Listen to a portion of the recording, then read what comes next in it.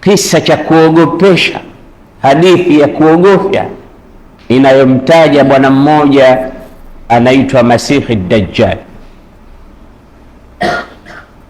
Na Dajjal katika lugha ya Kiarabu ni mubalagha ya kadhib, uongo mkubwa.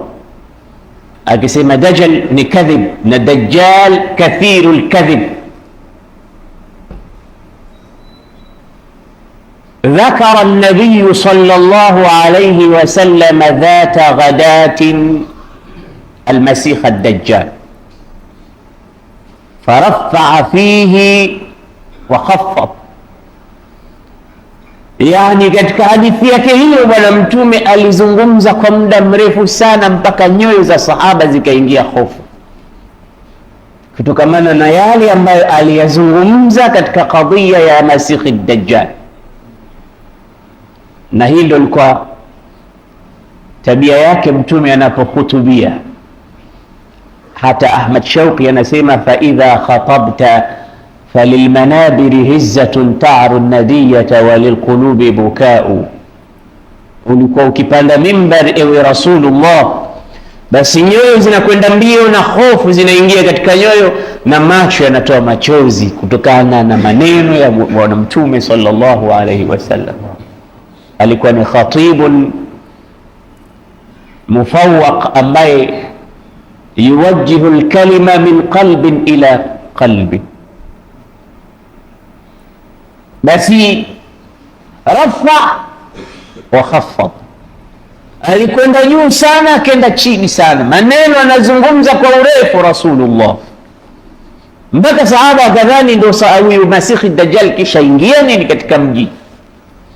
Kwa jinsi mtume alivyokuwa akihadithia, hatta dhananna annahu biqaifati an-nakhl, ndo kisha ingia ndo yuko just around the corner huyu Masihi Dajjal, kwa mujibu wa hii khitabu anayotuhadithia mtume sallallahu alaihi wasallam. Tukamwambia ya Rasulullah, vipi hali hii? Akatufahamu mtume kwa ile hofu tulokuwa nayo. Faqala ma bikum, mtume angauliza mna nini? Kama Rasulullah, dhakarta Masiha ad-Dajjal farafa'ta thumma khaffadta hatta dhanannahu bi ta'ifati an-nakhl. Ya Rasulullah, umemtaja Masihi ad-Dajjal, umetaja sana kwa urefu mpaka tumedhani ndio kishaingia mjini. Akamwambia ma akhwafani almasihu ad-Dajjal mithla ma akhwafani shay'un akhar, kuna kitu kingine kikubwa kinaniogopesha zaidi kuliko Masihi ad-Dajjal.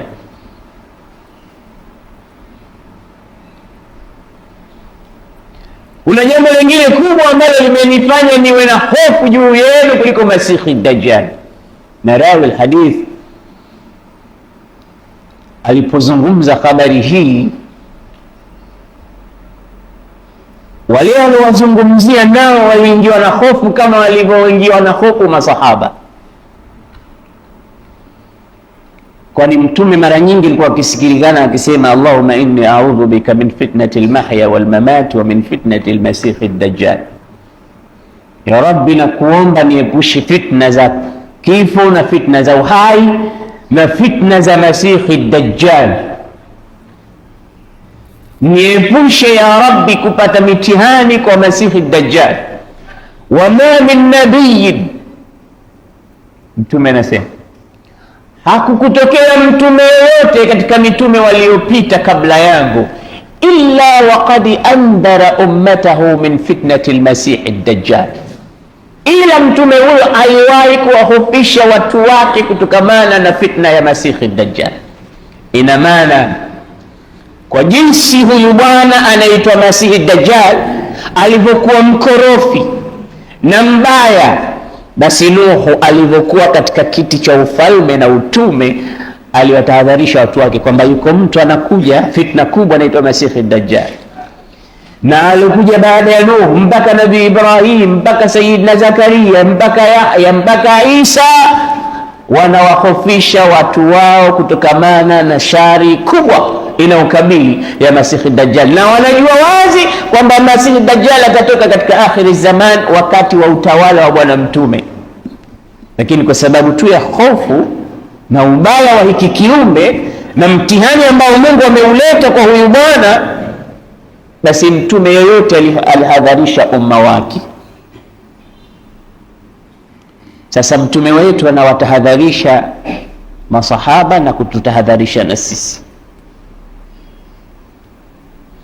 Anawaambia msiogope, kuna kitu kikubwa zaidi ya hicho naogopa msije mkakifanya. Kitu gani hicho anaogopa mtume? Ria. Alikuwa anasema katika baadhi ya hadithi, ahwathu ma akhafu ala ummati ashirkul asghar, kitu kikubwa ambacho nakiogopa kwa umma wangu wasije wakakifanya ni shirki ndogo. Qalu wa mashirku al-asghar ya rasul Allah, wakamuuliza ni ipi shirki ndogo? Bwana mtume akasema ar-riya, ni ria. Ria ndio shirki ndogo. Sasa msiogope tu Masihi Dajjal, kuna mambo mengine makubwa mimi naogopa. Ni mnayaona madogo lakini ni makubwa, ria. Na ukiona mtu anafanya ria, jua ana alama miongoni mwa alama za watu wanafiki. Kwa sababu Mwenyezi Mungu anasema innal munafiqina yukhadi'una Allah wa huwa khadi'uhum. Mwenyezi Mungu anasema wale wanafiki wale wanamhadaa Mwenyezi Mungu, kumbe Mungu anawahadaa wao, kwa sababu kufanya jambo wao kana kwamba wametaka radhi za Mungu, lakini lengo lao radhi za watu. Hufanya mambo kwamba wanamfanyia Mungu, lakini kumbe wanawafanyia watu. Sasa eti wanamhadaa Mungu kwamba Mungu tunakufanyia wewe ili, lakini ndani ya nyoyo zao la tunamfanyia fulani. Yukhadi'una Allah wa huwa khadi'u, na Mwenyezi Mungu kumbe anawahadaa wao. Je, hadaa ni sifa ya Mungu? Hadaa sio sifa ya Mungu, lakini hii katika elimu ya balagha na lugha huitwa mumathala. Mumathala yani Mungu analipa kwa hadaa zao. Mmoja katika wanachuoni anasema hadaa sio sifa nzuri, lakini analipa kwa hadaa yao wanayomfanyia. Kwa hiyo innal munafiqina yukhadi'una Allah wa huwa khadi'uhum wa idha qamu ila as-salati qamu kusala yura'una an-nasa wa la yadhkuruna Allah illa qalila mudhabdhabina baina dhalika la ilaha haulai wala ilaha haula. Hii ndio sifa. Wakisimama kusali usimama kiuvivu uvivu, anapiga miayo mara 10 katika swala, vivu ndani ya swala, na anasimama huko anatamani imamu atamaliza saa ngapi. Imamu wa msikiti huu anapenda sifa kweli kweli, imamu wa msikiti huu sura refu kweli kweli, kila siku anatusome. Kasoma nini? Araita alladhi yukadhibu bid-din, asome tu qul wallahu ahad inna atainaka, anajiona kahifadhi kweli kweli, mpaka anahama msikiti kwa sababu eti imamu anasoma sura ndefu. Mudhabidhabina baina dhalika la ilaha haulai wala ilaha haula, watu hao wana sifa mbaya. Kwa hiyo mtume kaogopa kwamba si Masihi Dajjali tu, hata kuna jambo linaloitwa ria, naogopa msije mkalifanya. Sasa wakamwambia Rasulullah, huyu Masihi Dajjali yuko vipi, atakuwaje? Akamwambia sikilizeni, ma min khalqi adama ila qiyami saati, hakuna kutoka aumbwe Adamu mpaka kutakaposimama kiyama, amrun akbaru min Masihi Dajjal, jambo kubwa la mtihani kama mtihani wa Masihi Dajjal hamna. Tokea kuumbwa kiyama, kuumbwa Adam mpaka kufika kwa kiyama, hakutokuwa na mtihani mzito kama mtihani wa kuletwa Masihi Dajjal, kwa sababu ni kiumbe atakuja. Mtume anampa wasifu wake, anamtaja wa huwa shabun qatatun, ni kijana ambaye amekamilika umbo lake. Ukitaka kumjua Masihi Dajjal ni nani, ni kijana mujtami'ul khilqa, ameumbika vizuri, qafiyatul aini, jicho lake moja haoni. Tena kijana huyo atakuwa na mambo ya ajabu ambayo ni mtihani mkubwa. Amekamilika umbo lake, jicho lake moja haoni, Atakuja katika mahali kama hapa aseme ya samau amtiri, ewe mbingu nyesha maji, mawingu yaanze kutoa maji, mvua inyeshe. Ya amuru samaa fatumtir. Mungu amempa fitna hizo, ana uwezo wa kuamrisha mawingu yatoe maji na yanatoa. Akisema ya samau amtiri, lete maji, hawa watu wanataka maji hapa. Kwa sababu atakuwa na uwezo kiasi hicho kampa Mungu, atakuwa na watu wanamfuata. Atatangaza uungu kwamba yeye ndiye Mungu anayeabudiwa. Atakuja ana pepo na moto, ana maji, ana adhabu, ana rehma. Yeyote atakayekuwa na mushkil kumhusu yeye, atamwambia mushkili wako nini? Kama wewe Mungu wangu, kwa nini hufanyi kitu fulani? Atamfanyia. Mimi ni fukara, mimi sina kitu, atamwambia wacha mbingu ilete maji upate mazao, upate mimea, upate chakula. Atamwambia mbingu lete maji, watu wa mji huu wamekaukiwa, kuna ukame, basi maji yanabubujika pale. Akishaondoka pale, watu wote wamemkubali kama kweli yeye ni Mungu. Anaamrisha mbingu naleta maji, wa ya'muru al-ardha fatambut, anaamrisha ardhi inatoa mimea. Akisema toa sasa hivi tende, toa mtama, toa mchele, ardhi inamsikiliza, anavyotaka yeye ndivyo anavyofanya. Kisha ataambia na ardhi toa kunuz, dhahab, luli, ilmasi, kila kitu chako kilikuwa chini ya ardhi, toka. Anasema fatakhruju dhahabu walfadda walali, vitu vyote viko chini ya ardhi vinatoka, vinamfuata kaliasib, kama vile nyuki wanavyomfuatana. Dhahabu, almasi, chini ya ardhi, mali zote zinatoka zinamfuata Masihi Dajjal kama nyuki wanavyofuata. Mtihani mkubwa atakuwa nao. Ukimwamini kama wewe, atakwambia ingia peponi. Ukiingia peponi, Mtume anasema ndio umeingia motoni kwa Mwenyezi Mungu, kwa sababu umemwamini. Ukimkufuru, atakwambia wewe utakwenda motoni. Ukiingia motoni kwake, ndio umeingia peponi kwa nani? Kwa Mwenyezi Mungu Subhanahu wa Ta'ala. Inakuwa bilaks. Kwa hiyo mimi ni Mungu niamini, ukamwamini, unakwenda peponi kwake ambako ni motoni kwa Mwenyezi Mungu. Ukisema sikuamini, atakwambia nenda motoni, unaingia motoni kwake, unakwenda peponi kwa Mwenyezi Mungu Subhanahu wa Ta'ala. Sasa watatoka baadhi ya vijana na watu ambao wana iman khalis, wamemtambua kwamba yeye ni nani. Wakikutana naye njiani, wale askari wake, walinzi wake watamuuliza aina turidu, unakwenda wapi wewe? Akamwambia ila hadha ar-rajul, nakwenda kwa huyu mtu ambaye ametokezea. Mtume anasema yakhruju baina al-Iraq wa Sham, kuna njia, kuna mji unaitwa Asfahan kule Iran, ndio tatoka katika sehemu hiyo baina ya Iraq na Syria. Atakuwa na wafuasi miongoni mwao Mayahudi, atakuwa na jeshi linamwandama. Sasa ataambia ila aina turidu, unakwenda wapi? Kwamba ila hadha ar-rajul, naenda kwa huyo mtu alladhi kharaja alaina, ambaye ametokezea. Atakuja huyo Waislamu,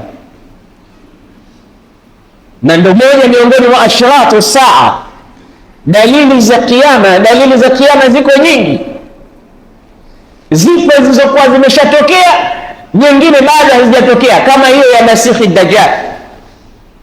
Na Mtume SAW katahadharisha akasema, in kharaja hadha ar-rajul wa ana baina adhhur wa ana fikum fa ana hajijuhu, ikiwa huyu bwana Mungu atamjalia atatoka sasa hivi na mimi niko pamoja nanyi, fa ana hajijuhu ana mani'uhu, basi mimi maadamu niko pamoja nanyi msiwe na wasiwasi, mimi haniwezi, mimi ndo mwenye kumzuia asifanye shari zake atakazozifanya. Kama Mungu atajalia atatoka sasa hivi Masihi Dajjal, basi msiwe na wasiwasi, fa ana hajijuhu. Mtume anawaambia sahaba, mimi ndo mwenye kumzuia.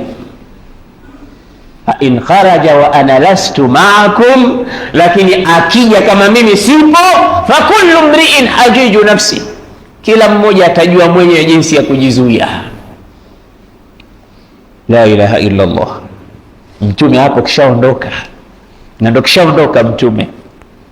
Sasa Masihi Dajjali akija, kila mmoja atajijua mwenyewe.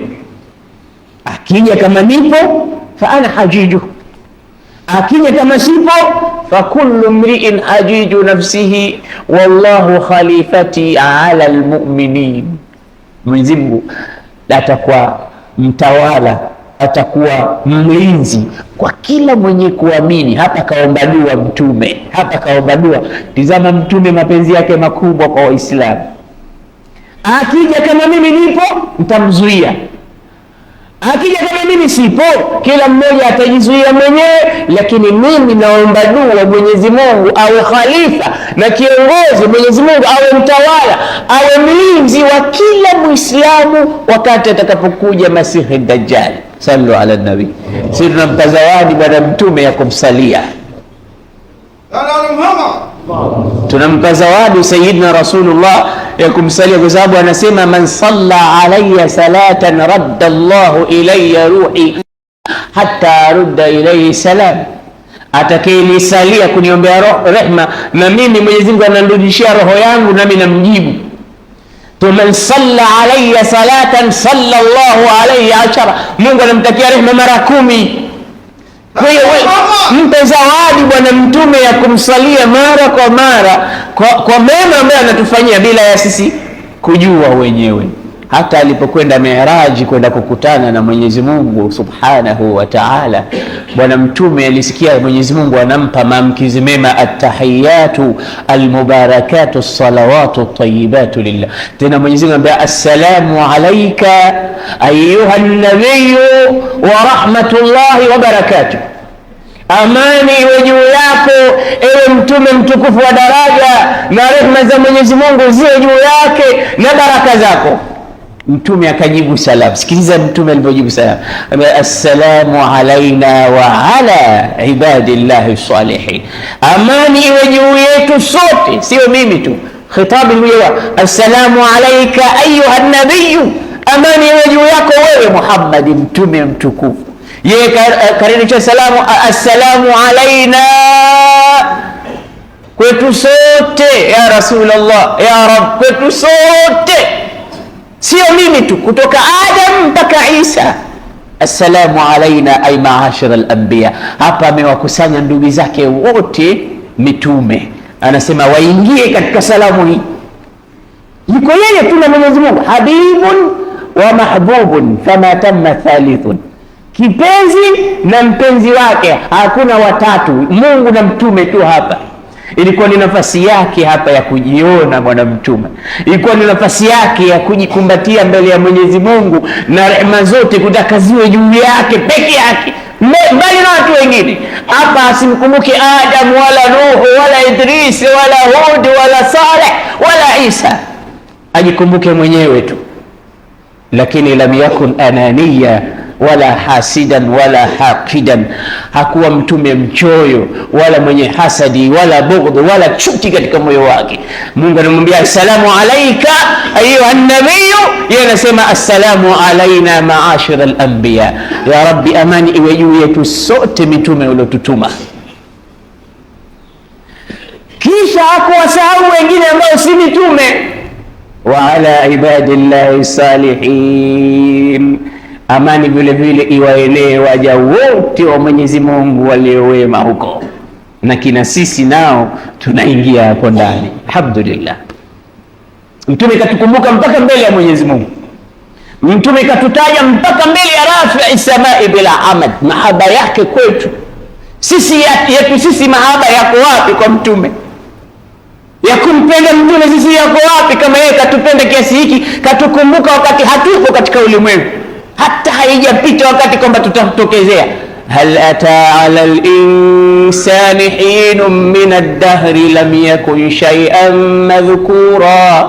Hata wewe si kitu kabisa, mtume kisha kukumbuka zamani. Kama atakuja mmoja katika wafuasi wangu jina lake fulani ibn fulani, na huyo Mwenyezi Mungu usimsahau, wa ala ibadillahi salihin. Kwa hiyo in kharaja masihu dajjal wa ana fikum fa ana hajijuhu, kama atakuja masihu dajjal mimi nipo, msiwe na wasiwasi. wa illa fa kullu mri'in hajiju nafsi, kama sipo kila mmoja atajijua mwenyewe jinsi ya kuprotect nafsi yake na Masihi Dajjal. Wallaha as'al, na Mwenyezi Mungu ninamuomba, an yakuna khalifa, awe ni mwenye kumtawala na kumhifadhi na kumchunga kulli mu'min, kila atakayeamini risala ya Mtume Muhammad, Mungu atakuwa pamoja naye, hazitompata shari za Masihi Dajjal. Sasa mmoja katika wafuasi wa Mtume anatoka, Mtume anahadithia, anaulizwa ila aina turidu, anasema ila hadha ar-rajul, naenda kwa huyu mtu ambaye katoka, anasema kwamba yeye ni Mungu. Atuaminu bi rabbina, watamuuliza unamwamini Mola wetu huyo? Fayaqulu la, huyu mwana atasema ni muamini, kwani Mola wangu mimi ana jicho moja? Huyo mnayesema Mola wenu tawaqiyatul basar, jicho lake moja. Wa inna rabbi laysa bi'awar, Mola wangu mimi hana jicho moja, si muamini mimi. Watamkamata, watake kumuua, wataambizana, laqad qala rabbukum la taqtulu ahadan amama, Bwana Mungu kasema tusiue mtu. Mungu yani huyo Masihi Dajjal kasema tusimuue mtu mbele yake, mbona mnamuua? Mwacheni. Watamuacha, watamkamata, watampeleka mbele ya Masihi Dajjal. Dajjal atamuuliza yule bwana, atu'minu bi, unaamini kwamba mimi ni Mungu wako? Fayaqulu la, ndaambia sikuamini kama wewe Mungu. Hayamuru bil minshar, ataamrisha msumeno uletwe. Utaleta msumeno, utawekwa ala ummi rasihi, katikati ya kichwa chake. Fayunsharu bil minshari nisfain, akatwe vipande viwili na msumeno, kipande kianguke huku, kingine kianguke. Kila mtu anaona kama vile mbao inavyopasuliwa, lakini mara hii si mbao, mwili wa mwanadamu. Fayanshaku nisfaini, apasuke vipande viwili, kimoja huku kimoja huku. Si uniamini wewe? Basi adabu yako hii. Watu wanatizama, hayunani, kisha anamuita baada ya kumpasua kama mbao, anamuita na qumi ya fulani, simama. Kinakuja kipande hiki kinakamatana na kingine, anasimama, ananyanyuka, uso wake una nuru, anazungumza, anambia, je, atu'minu bi, mtaniamini? Akasema, laqad izdadtu basira, nimezidi imani, wallahi sikuamini kama wewe ni Mwenyezi Mungu. Hayamuru biqatli, anaamrisha tena, anapasuliwa mara ya pili, anapasuka kipande, kinaanguka kile, kinaanguka huko. Watu wote wanatazama. Sasa walikuwa na imani dhaifu huko pembeni, wanasema huyu atakuwa Mungu tu. Nani anaweza kuyafanya haya ambaye si Mungu? Kampasua, kisha anamrudisha. Anamsangalia, nimemuua, alafu nimemuumba tena, nimemrudisha. Watu wanasema tumekuamini kama wewe Mungu. Yule kijana akiamrishwa niamini, anasema la mazdadtu illa basiratan ala basira, mimi nimezidi imani juu ya imani, wala wewe si Mungu wala si chochote, wewe mtihani tu kwetu. Mtume alikuhadithia sisi kama wewe utakuja.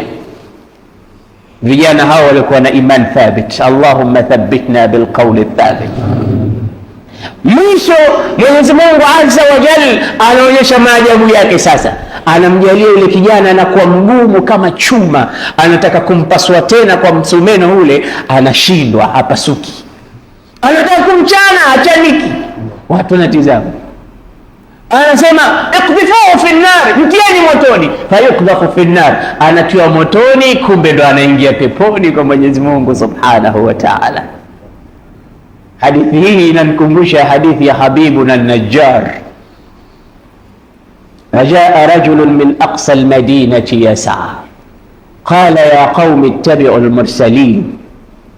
وجاء من أقصى المدينة رجل يسعى قال يا قوم اتبعوا المرسلين اتبعوا من لا يسألكم أجرا وهم مهتدون. وكمولز أصبعت؟ قال وما لي لا أعبد الذي فطرني وإليه ترجعون أأتخذ من دونه آلهة إن يردني الرحمن بضر لا تغني عني شفاعتهم شيئا ولا ينقذون إني إذا لفي ضلال مبين. Wakachukua msumeno wakampasua. Habibuna an-Najjar miaka 70 kaabudu masanamu, kisha akachange akamwabudu Mwenyezi Mungu miaka 70 mengine. Anasema amantu bi rabbikum fasma'un, tutakupasua tuamini sisi, acha dini yao. Akasema abadan, sirudi nyuma. Wakamchana kwa msumeno nusu mbili, akafa Habibuna Najjar. Kamera ya Qur'ani imeondoka kwa Habibu Najjar, imefika mpaka kaburini kwa Habibu Najjar, inachukua filamu iliyokuwepo kule kaburini. Qila dukhulil janna, Mungu anamwambia ingia peponi, ingia peponi. Qala, alipoona neema za peponi akasema ya laita qaumi ya'lamuna bima ghafara li rabbi wa ja'alani min almukramin. Ya riti ingekuwa watu wangu walionipasua kwa msumeno wangeaona haya mema ya peponi, ya riti wangeaona haya mazuri ninayopewa na Mola wangu. Bima ghafara li rabbi, amenisamea Mola wangu madhambi yangu. Wa ja'alani min almukramin, amenijalia mmoja katika watu waliokirimiwa. Basi anasema Bwana Mtume sallallahu alayhi wasallam, faman adrakahu minkum, yeyote miongoni mwenu atakayekuja kukutana na Masihi Dajjal, falyaqra alayhi fawatiha surati al-Kahfi, basi amsomee mwanzo wa suratul Kahfi. Suratul Kahfi ni dawa ya kuepusha na mtihani wa Masihi Dajjal. Kama atatokezea sasa hivi Masihi Dajjal, wangapi tunahifadhi suratul Kahfi? Aya 10 tu za mwanzo. Kama hatuhifadhi, si mtihani huo? Sasa hivi tuseme mmoja mmoja hapa atusomee fawati suratul Kahfi. Tunasikia hapo msikitini kishafika Masihi Dajjal, wa ma'ahu jannatuhu wa naru, ana pepo yake na moto wake. Atakayetoka hapo tayari anakamatwa, huna ila. Sasa Mtume anasema dawa yake usome suratul Kahfi. Alhamdulillahi alladhi anzala ala abdihi alkitaba wa lam yaj'al lahu iwaja qayyiman liyundhira ba'san shadida min ladunhu wa yubashshira almu'minina alladhina ya'maluna as-salihati anna lahum ajran hasana makithina fihi abadan wa yundhira alladhina qalu ittakhadha Allahu walada ما لهم به من علم ولا لآبائهم كبرت كلمة تخرج من أفواههم إن يقولون إلا كذبا فلعلك باخع نفسك على آثارهم إن لم يؤمنوا بهذا الحديث أسفا إنا جعلنا ما على الأرض زينة لها إنا جعلنا ما على الأرض زينة لها لنبلوهم أيهم أحسن عملا وإنا لجاعلون ما عليها صعيدا جرزا أم حسبت أن أصحاب الكهف والرقيم كانوا من آياتنا عجبا إذا والفتية إلى الكهف فقالوا ربنا آتنا من لدنك رحمة وهيئ لنا من أمرنا رشدا. إذن آيكم إذا سورة الكهف. سورة الكهف ni mubaraka, miongoni mwa sura zinazosomwa katika siku ya Ijumaa. Lakini ya lalasaf kwa ummati Muhammad, Mtume analalamika, anasema inna qaumi ittakhadhu hadha alqur'ana mahjura, hakika umma wamehama Qur'an, wameihama. Kuhama maana yake ni mahali ambapo wewe hurudi tena. Mbona sikuoni pale mtaani siku hizi? Nimehama. Ndio Qur'ani tulivyoifanya. Ile nyumba yako siku hizi mbona inaanguka? Nimehama na nyumba nyingine siku hizi. Na Qur'ani nayo tumefanya nini? Tumeihama. Sasa Mtume anasema atakayekuja Masihi Dajjal mbele yake, falyaqra alayhi suratul Kahfi, amsomee mwanzo wa suratul Kahfi. Na ndani ya sura hii kuna mambo mazito na makubwa. Mayahudi walikuwa kimkebehi Mtume sallallahu alaihi wasallam, wakimwambia wewe si mtume, unataka ulwa tu. Lakini walikuwa wanajua hakika kwamba Muhammad ni mtume. Ndio maana wakafanya njama mara nyingi za kumuua. Ilikuwa wanadhani kwamba mtume atakuwa Yahudi, lakini alipokuwa mtume ni miongoni mwa makabila ya Kiarabu, wakasema hatumfuati maadamu hayuko katika nasaba yetu. Sasa wakatafuta njia za kummaliza. Siku nyingine walimwalika, ngawambia Muhammad, tuna chakula, tuna watu tudogo, nataka uje. Muhammad akiitwa mahali popote anakuja, kwa hiyo mwalikeni. Siku atakapokuja mimi nitapanda juu ya nyumba na jiwe kubwa, akiwa amekaa pamoja na watu nitalidondosha juu ya kichwa chake tummalize. Njama za kummaliza Muhammad. Basi mtume amealikwa, akachukua joho lake na juba lake, akaondoka mtume SAW anafuata mwito. Alipofika njiani, Sayyidina Jibril akamwambia Muhammad, wamepanga njama kwamba wewe ukifika pale mmoja wao atapanda juu ya nyumba akuangushie jiwe akumalize. Mtume akageuza njia akarudi. Wanauliza, mbona unarudi Muhammad? Kwa basi mwaliko umekusha. Akishajua nini kinachofuata pale, Mwenyezi Mungu anampa habari kama hii. Siku nyingine wanauliza nyama anayoipenda nyama gani? Akaambia anapenda mguu. Kwa hiyo mchinjieni mbuzi, alafu mguu ule wa mbele wa mbuzi mpeni, ukachoma vizuri, kisha ukatiwa na sumu. Akapelekewa mpeni mtume. Bwana Mtume sallallahu alaihi wasallam anasema, inna hadhihi alqura, huo mguu wa mbuzi unaniambia kwamba una sumu, la taakulni ya Rasulullah fa inni masmum.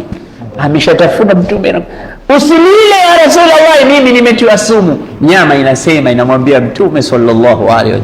Mayahudi hila mbinu wanataka kummaliza Mtume Muhammad, kwa sababu chukizi zote hawaridhiki na Mungu. Anasema, wala tarda anka alyahudu wala nasara hatta tattabi'a millatahum, hawatoridhika Mayahudi mpaka nyie muwafuate mila zao. Ndio Mtume sallallahu alaihi wasallam anasema, wallahi la tattabi'unna sanana man kana qablakum shibran bishibrin au dhira'an bizira', wallahi mutazifuata sunanan man kana qablakum, njia za wale waliopita kabla yenu, shubiri kwa shubiri, dhiraa kwa dhiraa. Wallahi mtawafuata hao watu, wallahi mtawafuata dogo kwa dogo na kubwa kwa dogo. Wakifanya kitu nanyi mtaiga, wakilifanya jambo nanyi mtaiga. Sahaba akasema, man hum ya Rasulullah? Alyahudu wan nasara. Hao ni watu gani tutakaowafuata? Mayahudi na Manasara. Mtume akasema, faman, ni kina nani kama si wao? Hatta law dakhalu juhra dabbin la dakhaltumu, hata mkiingia katika tundu la sindano akiingia mtu huyo katika tundu la kenge, shimo la kenge, basi nanyi mtaiga, kwa sababu Myahudi kaingia katika shimo la kenge, nanyi mtafuata. Mtaona ile ni moja katika fashion au style za maisha, au ndo moja katika life. Sasa tunafuata au hatufuati? Vijana wangapi wa Kiislamu leo wanasuka nywele, vijana wa kiume minyoosho, na wao wanasuka. Kwa sababu gani? Yahudi kasuka katika television. Tena yule Yahudi anayecheza mpira.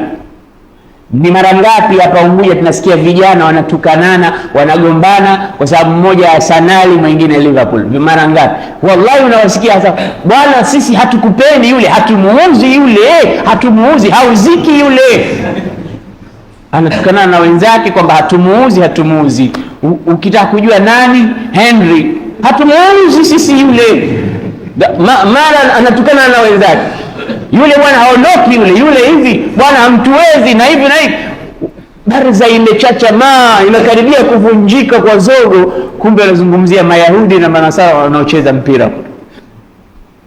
Sasa na wao wanasuka, wanaiga lifestyle yao wanayoishi, shibran bishibrin wa dhira'an bidhira', shubiri kwa shubiri na dhiraa kwa dhiraa. Maadamu wanafanya wao, akija akifanya mtu mwingine, hata kama yule mtu kafanya kitu kweli kweli, hakionekani kama ni kitu. Lakini akija akifanya Yahudi na Nasara afanye kitu kiovu, basi kila kitu sisi tutakiona kizuri tu, kwa sababu wamefanya wao. Kumbe wanaharibu generation, vijana wanaharibika, umma unachafuka. Shibran bishibri. Hadithi hii inasema akhrajahu al-Bukhari.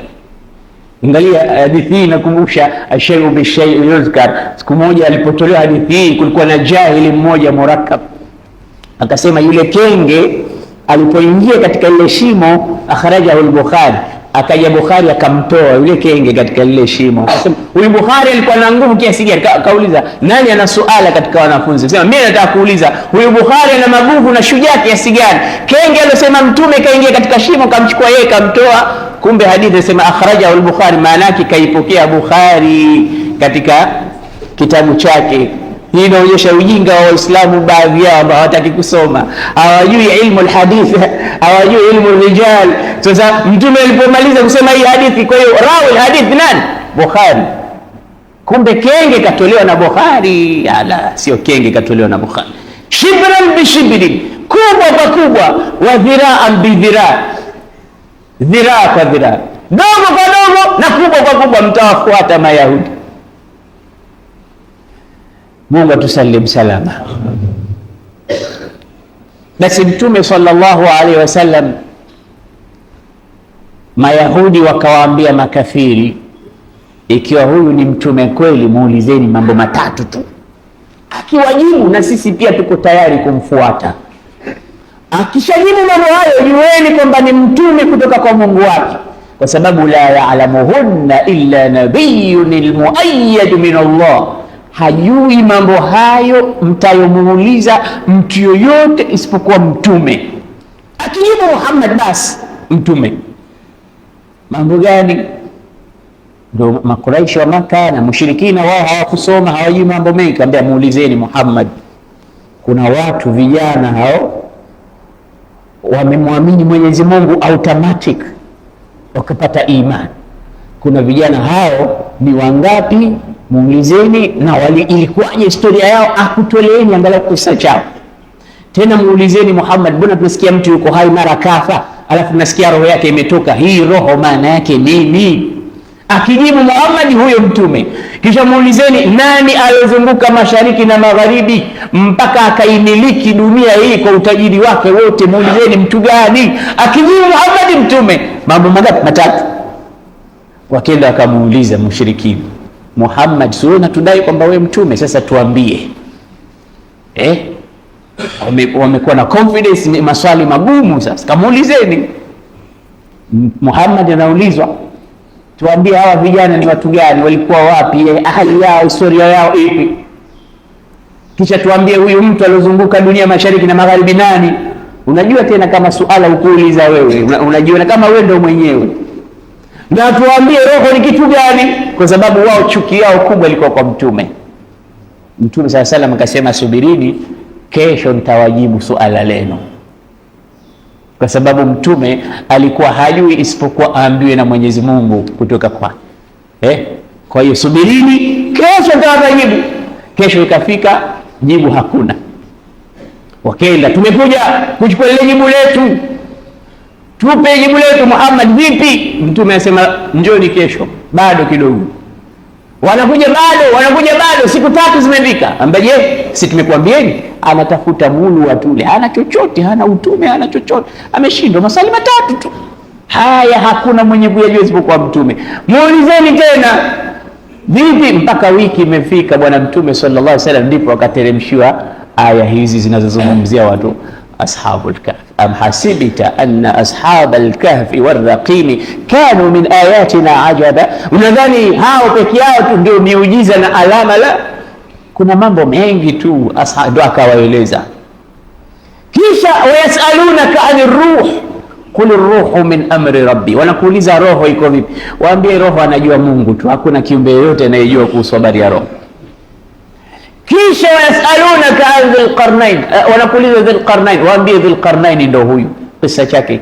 Ashabul kahfi ndo hawa, kisa chao ni vijana walikataa ubudia ya mtu, kumwabudu mtu kiumbe kama wao, wakamwabudu Mola mmoja. Tena inavyoonyesha vijana wenyewe walikuwa aqribaul malik, watu wa karibu sana na mfalme. Sio kwamba wamemwacha huyu kwa sababu ya ufukara ndio wakamkimbilia Mungu, kwa sababu sisi tukiona kwamba dunia hatunayo, tunaona bora tujitokomeze misikitini. Kwa sababu hakuna kitu cha kufanya starehe na anasa, bora tulale misikitini tukishinda itikafu huko. Lakini siku once tukija tukiukata na misikitini pia tutakimbia. Sio lengo hilo. Ashabu al-Kahfi walikuwa watu wa karibu sana na mfalme, walikuwa hakuna wanachokipata ukihitaji isipokuwa wanacho katika mambo ya kidunia, lakini moja tu, imani bado zilikuwa hazijamjua yule Mola wa hakika. Zilipomjua ziliamua kuacha starehe zote, akachagua mtu kwenda kuishi katika pango, akaacha nyumba nzuri. Nani anaweza kuacha nyumba yake nzuri akaenda akakaa? Ndio hawa watu wanaoitwa mukhlisina mu'minina haqqa. Mtu anaacha nyumba yake, anatoka labda siku 30 mpaka 40, anatoka miezi 4, anakwenda kukaa katika sehemu za huko bush, huko msituni, anamtumikia Mwenyezi Mungu Subhanahu wa Ta'ala. Mtunzi mmoja wa kitabu, dokta mmoja kutoka Kuwait, anasema nilikuja Afrika siku moja kufanya da'wa. Ana kitabu chake amekitunga, anasema kinaitwa Rihlatu Khairin fi Qarati Afrika.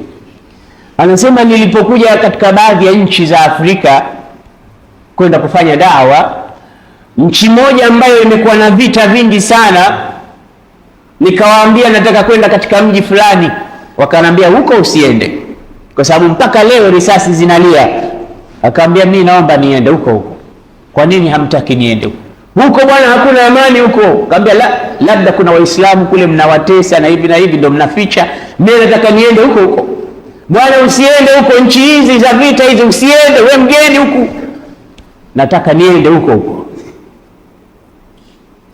Angalia israr ya da'wa. Na dai ya ndugu zangu Waislamu, mtu yoyote mwenye kulingania dini, hii sifa lazima anatakana awe nayo, israr, yani tamarkuz, ile kustrike katika jambo,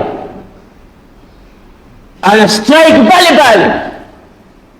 Vijana wanagonga kengele kumuita mtu miongoni mwa watu wa Khaliji ambao wako pale, kwa sababu wamekwenda katika mtaa, wanauliza hakuna mtu hapa yoyote ambaye hasali mnamjua? Anaambia yupo Mwarabu mmoja kutoka Khalij hasali, yuko nyumba ile pale, mfuateni. Wakaenda wakagonga kengele, yule bwana anatoka, anawaona vijana, wanauliza mnataka nini? Akasema tunakutaka uje msikitini pamoja nasi. Akamwambia nendeni inshallah nakuja. Akamwambia la, tunataka twende pamoja. Basi najitayarisha, natia udhu, navaa nguo, nakuja. Sisi tunakusubiri hapa, wewe jitayarishe, sisi tunakusubiri. Bwana nendeni, mimi nakuahidi ninakuja baada ya dakika 5 tu, mtanikuta haja yenu nije msikitini, nakuja huko. Akamwambia sisi tupo, wewe endelea, kama utakoga utavaa nguo, sisi hatuna haraka, sisi tuko hapa, ukimaliza tunakusubiri. Yule bwana mwisho ikabidi avae atoke nao. Alipotoka nao akaenda akasikiliza mauidha, baada muda mchache akaonekana analia kilio kikubwa. Mauidha yamemalizika, akauliza mnaenda wapi? Akasema sisi kazi yetu ya da'wa hapa, tumekuja siku 3, tunakwenda mahala pengine siku 3. Akasema mnafanya nini ikiwa mtu anataka kujoin kwa pamoja nanyi? Tufanye nini? Akamwambia hakuna kufanya chochote, unatia nia, unaandamana na sisi. Akamwambia basi mimi nataka mmoja katika nyie niandamane naye, niwe pamoja nanyi. Akamwambia basi hiyo ndo kheri yetu, takuwepo katika kundi inshallah. Twende. Wamemchukua bwana, akawa anazunguka nao, akawa na yeye anasimama anatoa. Siku moja akawa amekaa analia kilio kikubwa, akamuuliza mbona unalia sana leo? Akasema mnajua siku mlokuja nyumbani kwangu mkagonga kengele ilikuwa nini? Hatujui. Akasema siku ile nilikuwa nimefunga kamba juu ya dari ya nyumba yangu, niko juu ya kiti nataka kujinyonga kwa mashakili ya kidunia. Pesa zangu nilizokuwa nazo, kila kitu changu hakikunifaa kitu chochote, ikawa uhawilu ala intihar, nataka commit suicide, mimi nataka kujiua kwa sababu ya hali ya dunia ilivyonizonga. Sasa mmepiga kengele nyie, ilikuwa kamba ishakatika katika juu ya dari ile kwa unene uliokuwa nao, sasa nimeifunga mara ya pili. Sasa pale mmekuja kufungua na kuoneni nyie. Mliposema vile, mimi nilikuwa nataka muondoke niendelee kwenda kujitia kitanzi, lakini nyie mkawa mnasema endelea, sisi tunakusubiri. Ikawa siwezi tena kwenda, basi ikabidi nitoke, na leo naona nimepata faraja kubwa sana. Hizo ndo wasailu da'wa.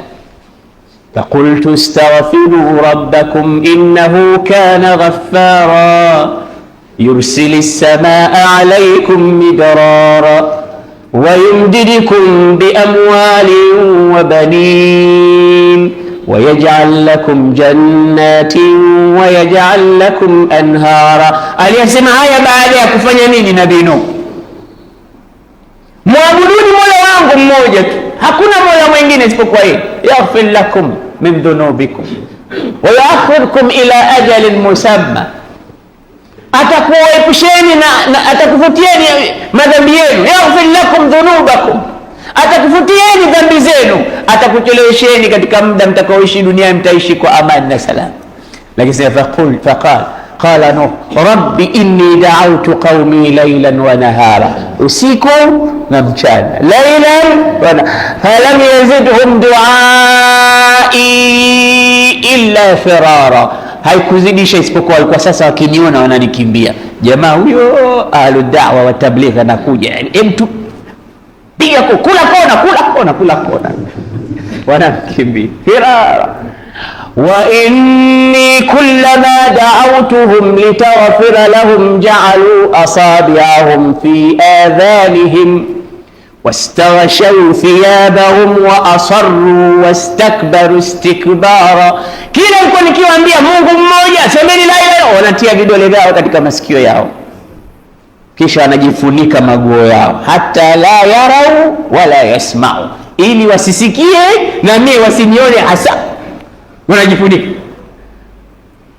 Kisha wanatoa makelele, wanapiga kelele ili yale maneno pia sisikii. Kama mtu anazungumza hapo wanapiga ili paraganyike ile sauti yake watu wasisikie. Staghshawfia wa asarru wastakbaru istikbar.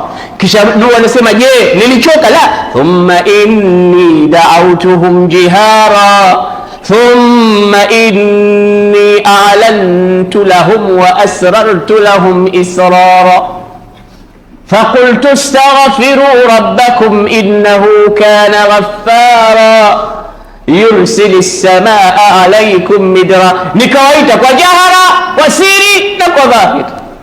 Yote nimeyafanya haya, lakini hawakusikiliza. Basi ya Rab, ukiwa dai wewe usiache njia moja tu, tumia njia zote, usiku mchana, jahara nahara, pasiri na badai, marikiti, msikitini, kila mahali, vichochoroni, humo mote, fanya dawa. Hii ndo thamara ya kurakis, hii ndo thamara ya kufanya tamarkus. Hadithi nimesahau, sijui kwa na hadithi ya kitu gani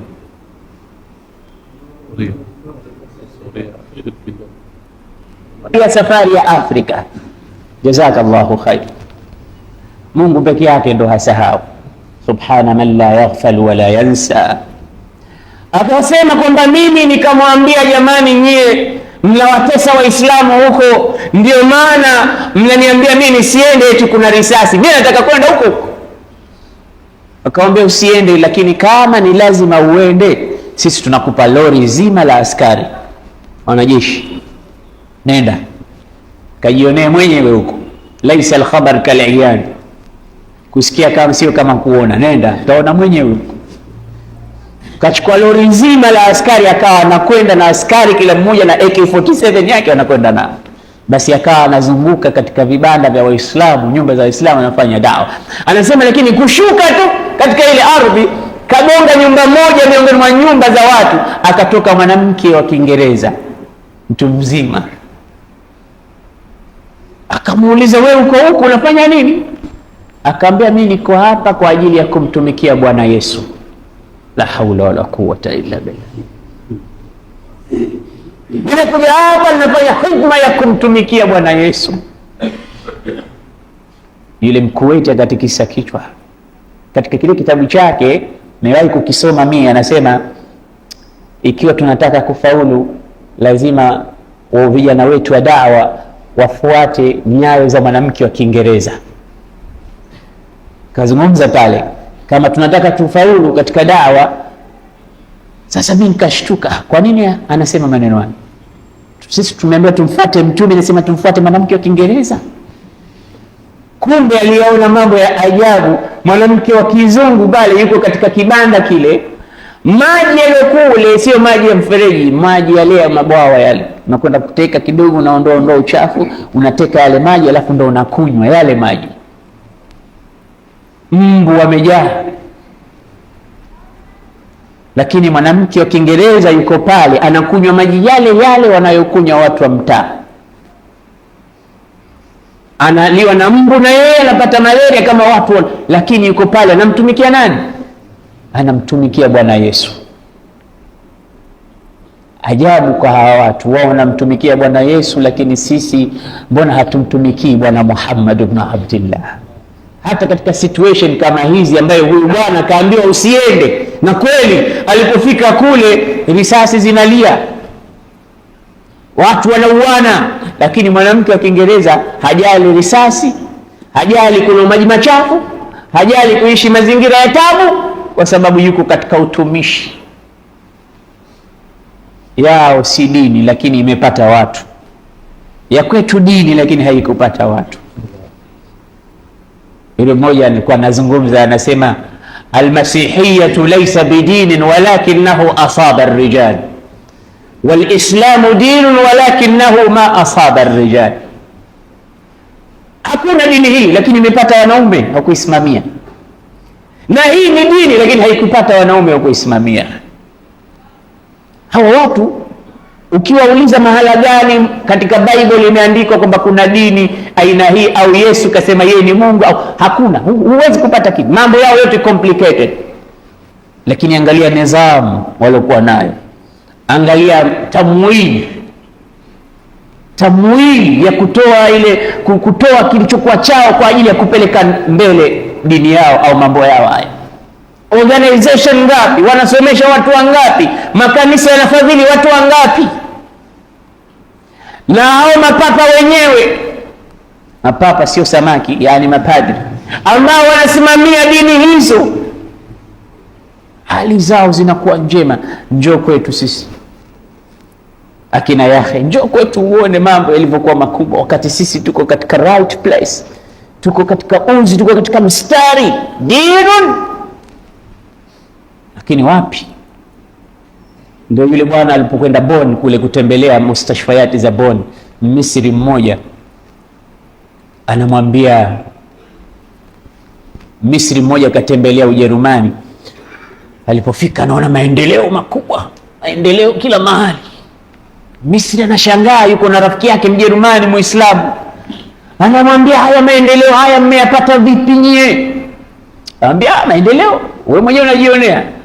Basi mwisho akasema, wallahi ma akharana fi biladina illa alislam. Huko kwetu Misri kitu kilichotufanya sisi tuwe nyuma zaidi, hatuna maendeleo, huu Uislamu huu tu.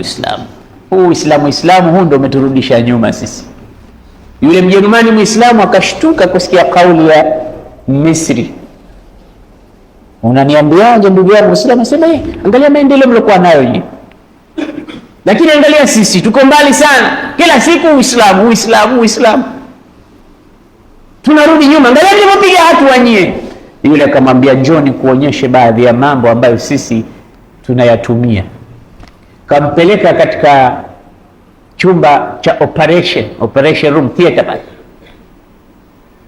akamwonyesha maneno pale yameandikwa, ma mala ibnu adama wi'an sharran min batni. Hajajaza mwanadamu chombo kujaza kitu ambacho kibaya zaidi katika isipokuwa kama tumbo lake. Hakuna kitu kibaya chenye kujazwa kikaleta ubaya na ufisadi katika mwili wa mwanadamu kama tumbo lake.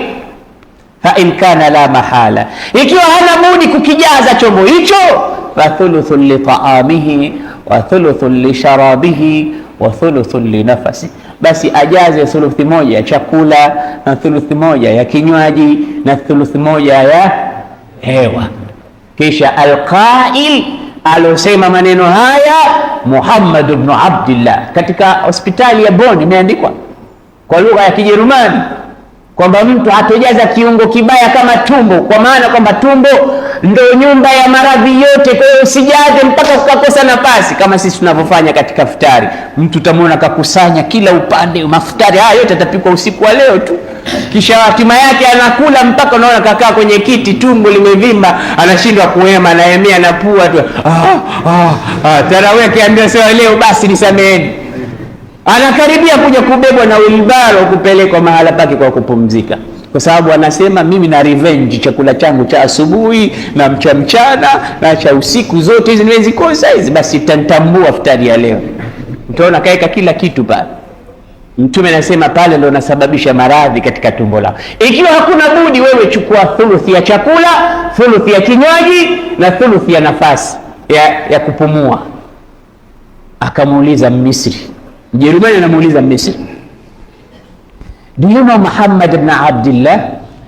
Wewe unamjua Muhammad ibn Abdullah? Misri akasema naam, huwa nabiyuna, mtume wetu. Akamwambia ya akhi, yusifuni an yakuna ruhul islami fi biladina wa jasadul islami fi biladi.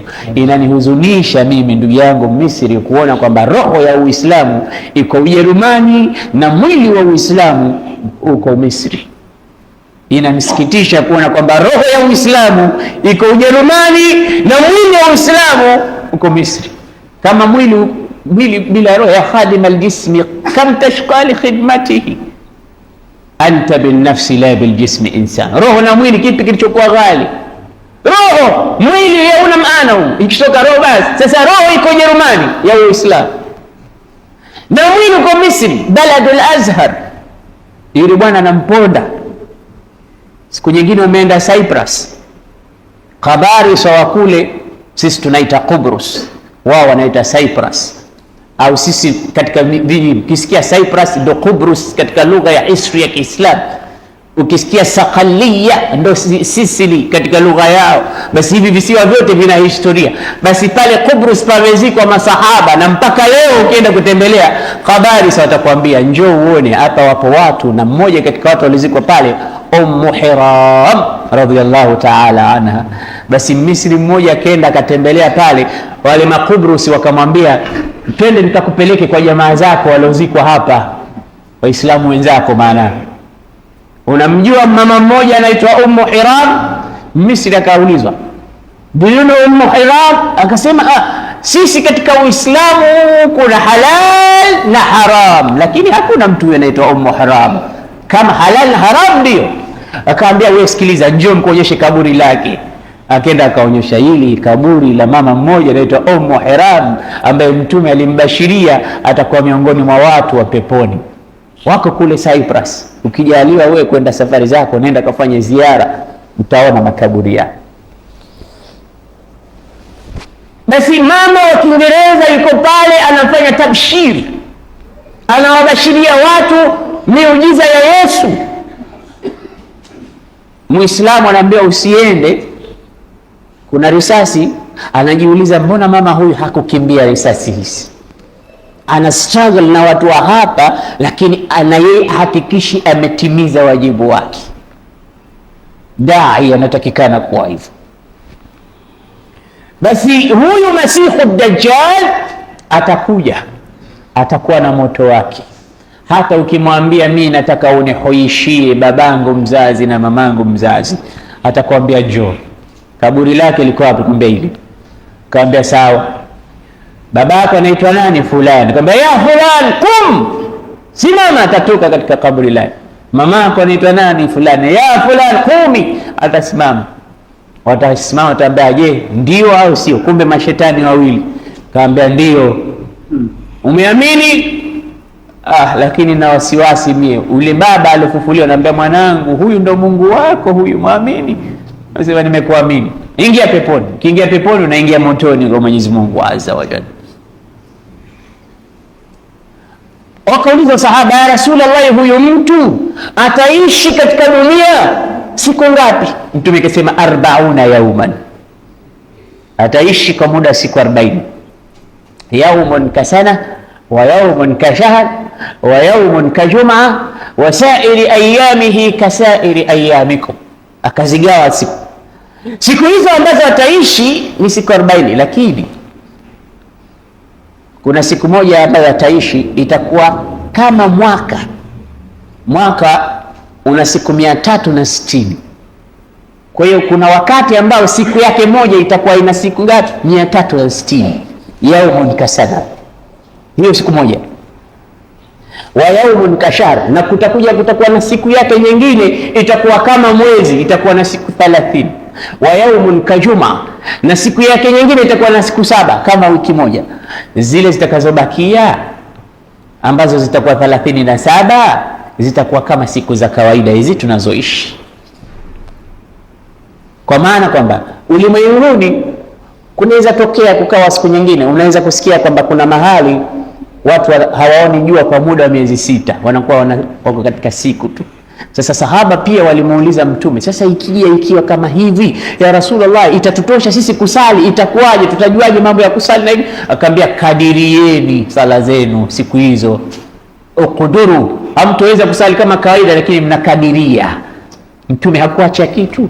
Sasa ukiwa leo katika Qutbul Janubi wa Qutbul Shimali, kule mahali ambapo miezi 6 hakuonekani jua, na sala zako vile vile utasali kama siku ambazo atakuja kukutana Masihi Dajjal, unakadiria. Na miezi 6 mengine hakuonekani, ni kiza tu, sali kama sala ya Masihi Dajjal. Alafu siku nyingine zitakuwa siku kama za kawaida. Ataishi huyu, ataeneza ufisadi, hakuna isipokuwa ufisadi, yaminan wa shamala. Ataingia katika kila mji isipokuwa Maka na Madina. Hatuweza kuingia Maka na Madina kwa sababu Mungu amezifunga nchi mbili hizi, hawezi kuingia. Kisha atamleta Mwenyezi Mungu Sayyiduna Isa, atashuka Nabii Isa ala ajnihati almalaika, yuko juu ya mbawa ya malaika mpaka chini ya ardhi. Akishuka Nabii Isa ataanza kumwandama Masihi Dajjal, ataanza kumpiga na atamuua. Baada ya kumuua Masihi Dajjal, kisha watapigwa vita Mayahudi na Manasara. Mtume sema la taqumu saa hatta yuqatila almuslimuna alyahud, hatosimama kiyama mpaka sisi tuwapige vita Mayahudi.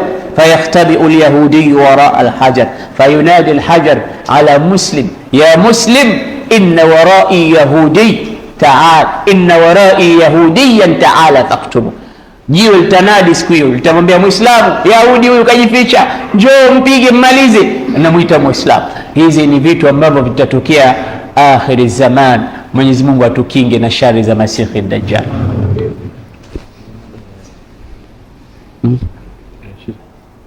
Mada ni nyingi na darsa ni refu, lakini biidhnillahi wakati wetu umekwisha, na Mwenyezi Mungu Subhanahu wa Ta'ala atupe umri na afya na uzima tuweze kuendeleza baqiyatul baqiya katika kisa kilichobaki.